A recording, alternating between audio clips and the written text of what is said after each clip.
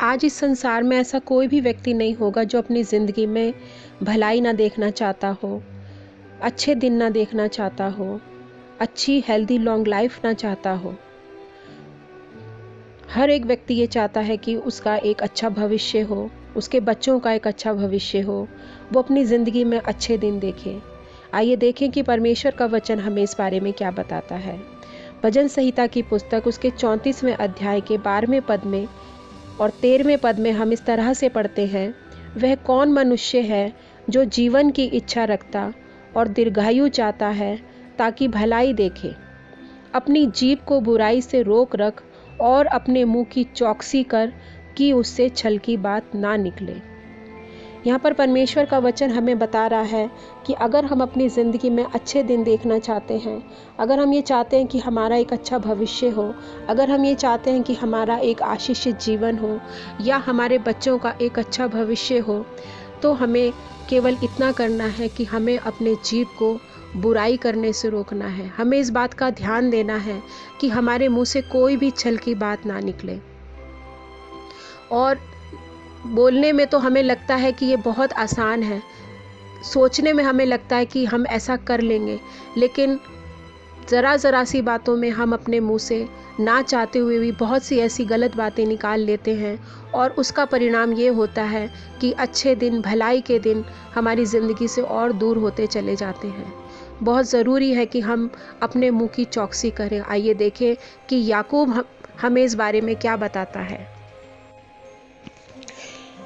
याकूब की पुस्तक उसके पहले अध्याय के 19वें पद में वह कहता है, हे मेरे प्रिय भाइयों, ये बात तुम जान लो, हर एक मनुष्य सुनने के लिए तत्पर और बोलने में धीर और क्रोध में धीमा हो। यहाँ पर याकूब हमें साफ साफ बता रहा है कि हर एक मनुष्य को बोलने में धीमा होना है और सुनने में तत्पर होना है। लेकिन हमारी जो कमज़ोरी है वो ये है कि हम लोग सुनना नहीं चाहते हैं, बोलना अधिक चाहते हैं। इससे पहले कि दूसरा व्यक्ति अपनी बात को पूरा करे, हम कहने के लिए तैयार रहते हैं। आइए हम इस बात पर ध्यान करें कि हमें अपने मुंह की चौकसी किन बातों से करनी है। हमें इस बात पर ध्यान लगाना है कि किस तरीके से हम अपने मुंह को गलत बातों को बोलने से रोक सकते हैं। कौन सी ऐसी बातें हैं जो हमें भलाई के दिनों से रोकती हैं। तो उनमें से जो पहली बात है वो है कुड़कुड़ाना। अगर हम इज़राइलियों को देखें तो परमेश्वर उन्हें मिस्र से निकाल कर लेकर आया था। मिस्र में वो गुलामी का जीवन बिता रहे थे, लेकिन परमेश्वर ने उनकी दुहाई को सुना जब उन्होंने परमेश्वर को सहायता के लिए पुकारा, और परमेश्वर ने उन्हें उस गुलामी के जीवन से, उस पीड़ा के जीवन से उन्हें छुड़ाया और वो उन्हें कनान देश की ओर लेकर जा रहा था। और हम देखते हैं कि उनके जीवन में परमेश्वर ने उन्हें किसी भी चीज़ की कमी नहीं रखी। दिन और रात परमेश्वर उनके साथ साथ रहा और हम देखते हैं कि परमेश्वर ने उनकी हर ज़रूरत को पूरा किया। उनके ना तो जूते फटे और ना ही उनके कपड़े फटे। जो कुछ उन्होंने परमेश्वर से मांगा परमेश्वर ने उन्हें दिया। परमेश्वर ने उन्हें मन्ना खिलाया, जो चाहा परमेश्वर ने उन्हें दिया। लेकिन हम देखते हैं कि जब भी कोई जीवन में परेशानी आती थी, वो एकदम से कुड़कुड़ाने लग जाते थे। वो उन पिछली सारी आशीषों को भूल जाते थे जो परमेश्वर उनके लिए कर रहा था। कई बार हम लोग भी अपने जीवन में ऐसा करते हैं। जब हमारे जीवन में कोई परेशानी आ जाती है या कोई कमी घटी आ जाती है, तो हम पिछली सारी बातों को भूल जाते हैं कि परमेश्वर ने किस तरीके से अब तक के जीवन में हमारी सहायता की, और उन सारी बातों को भूलकर हम लोग कुड़कुड़ाने लग जाते हैं, शिकायत करने लग जाते हैं, और ऐसा करके हम अपने जीवन से भलाई को और दूर कर देते हैं। दूसरी बात जिससे हमें अपने मुंह की चौकसी करनी है वो है कि हम किसी को शाप ना दें, क्योंकि परमेश्वर ने हमसे कहा है कि हम आशीष दें परंतु किसी को शाप ना दें। और कई बार ऐसा होता है कि हम लोग इतने गुस्से में आ जाते हैं, अगर किसी से हमारा मनमुटाव होता है या किसी से हमारा झगड़ा हो जाता है, तो हम अपने मुंह से गलत शब्द उस व्यक्ति को बोलने लग जाते हैं। और ऐसा करके हम उस व्यक्ति का बुरा नहीं करते, बल्कि हम अपने ही भलाई के दिनों को अपने जीवन से दूर कर देते हैं। रोमियो की पुस्तक उसके 12वें अध्याय के 24वें पद में इस तरह से लिखा है, अपने सताने वालों को आशीष दो, श्राप ना दो। इसका अर्थ ये है कि जो लोग हमें सताते हैं, जो लोग हमसे झगड़ते हैं, जो लोग हमें भला बुरा कहते हैं, हमें कभी भी अपने मुंह से उन्हें गलत नहीं बोलना, उन्हें शाप नहीं देना, बल्कि परमेश्वर का वचन हमें सिखा रहा है कि हमें उन्हें आशीष देनी है। क्योंकि वचन हमें, अगर हम देखें तो वचन हमें बताता है कि अगर हम उस व्यक्ति को आशीष दे रहे हैं और वो आशीष यदि उस व्यक्ति के लिए नहीं है तो वो लौटकर हमारे पास ही आने वाली है। लेकिन इसी तरीके से अगर हम उस व्यक्ति को शाप दे रहे हैं और वो शाप उस व्यक्ति के लिए नहीं है तो वो लौटकर हमारे ऊपर ही आने वाला है। तो अगर हम अपनी ज़िंदगी में भलाई के दिन देखना चाहते हैं तो हमें इस बात का ध्यान रखना है कि हम कभी भी किसी को अपने मुंह से गलत शब्द ना बोलें, किसी को कोसे नहीं, किसी को शाप ना दें, क्योंकि ऐसा करके हम अपने भलाई के दिनों से दूर हो जाते हैं, अपने भलाई के दिनों को अपनी ज़िंदगी से और दूर कर लेते हैं। अगली बात जिसका हमें ध्यान रखना है वो है निंदा। हमें अपने मुंह से कभी किसी की बुराई नहीं करनी है, कभी किसी की निंदा नहीं करनी है, क्योंकि परमेश्वर का वचन हमें भजन संहिता 101 उसके 5वें पद में इस तरीके से कहता है, जो छिपकर अपने पड़ोसी की चुगली खाए उसका मैं सत्यानाश करूँगा। यहाँ पर परमेश्वर जो है वो हमसे डायरेक्ट इस बात को बोल रहा है कि अगर हम किसी की चुगली करते हैं, चुगली का अर्थ है उसकी पीठ पीछे हम उसके बारे में गलत शब्द बोलते हैं या उसकी बुराई करते हैं, वो है चुगली।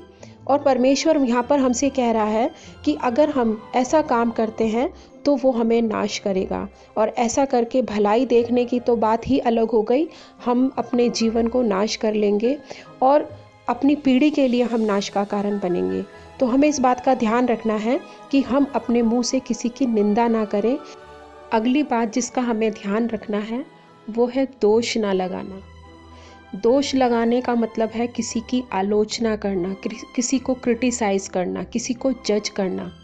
ये काम हमारा नहीं है, ये काम परमेश्वर का है, क्योंकि परमेश्वर का वचन कहता है कि हम सभी ने पाप किया है, कोई भी धर्मी नहीं है। तो हम कौन होते हैं जो हम किसी पर दोष लगाएं या हम किसी को जज करें। और परमेश्वर का वचन लूका की पुस्तक उसके 6 अध्याय के 37वें पद में कहता है कि दोष मत लगाओ तो तुम पर भी दोष नहीं लगाया जाएगा, दोषी ना ठहराओ तो तुम भी दोषी नहीं ठहराए जाओगे।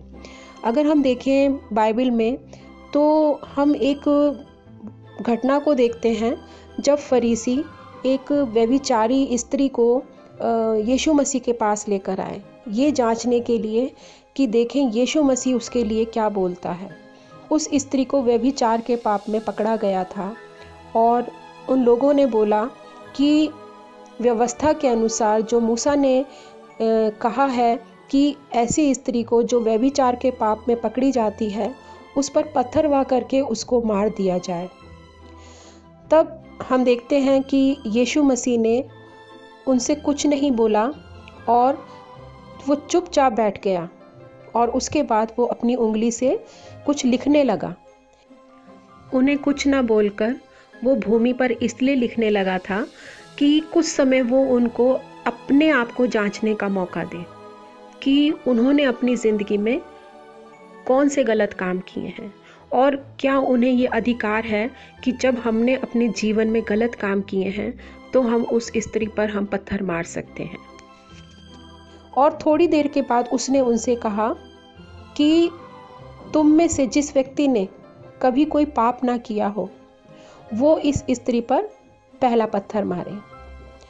तो यहाँ पर यीशु मसीह इसी बात को अप्लाई कर रहे थे कि अगर तुमने पाप नहीं किया है तो तुम्हें राइट बनता है इस स्त्री पर पत्थर मारने का। वहाँ हम देखते हैं कि उनमें से किसी भी व्यक्ति को साहस नहीं हुआ कि वो उस स्त्री पर पत्थर मारे और वो सब के सब वहाँ से चले गए। अंत में प्रभु यीशु मसीह ने भी, जिसको अधिकार था उसको दोषी ठहराने का, लेकिन प्रभु यीशु मसीह ने भी उसको क्षमा किया और सिर्फ उससे यही कहा कि तू फिर पाप ना करना। तो ये कुछ बातें हैं जो मैंने आपके साथ शेयर करी हैं और परमेश्वर के आत्मा ने मुझे ये बताया कि मैं आपके साथ इन वचनों को शेयर करूं, क्योंकि हमें कई बार लगता है कि हम कुछ गलत नहीं कर रहे हैं, लेकिन ये छोटी छोटी बातें हैं जिनसे हम बहुत आसानी से हम लोग चूक जाते हैं, और ऐसा करके हम अपनी ज़िंदगी से हम भलाई के दिनों को दूर कर लेते हैं, अच्छे दिनों को दूर कर लेते हैं। केवल अपने ही जीवन से नहीं, बल्कि अपने बच्चों के जीवन से, अपनी पीढ़ी के जीवन से हम उन आशीषों को दूर कर देते हैं, सिर्फ अपनी इन छोटी छोटी गलतियों के कारण। तो आप इन पर ध्यान करें ताकि आप अपनी ज़िंदगी में भलाई के दिन देखें। परमेश्वर आपको आशीष दे।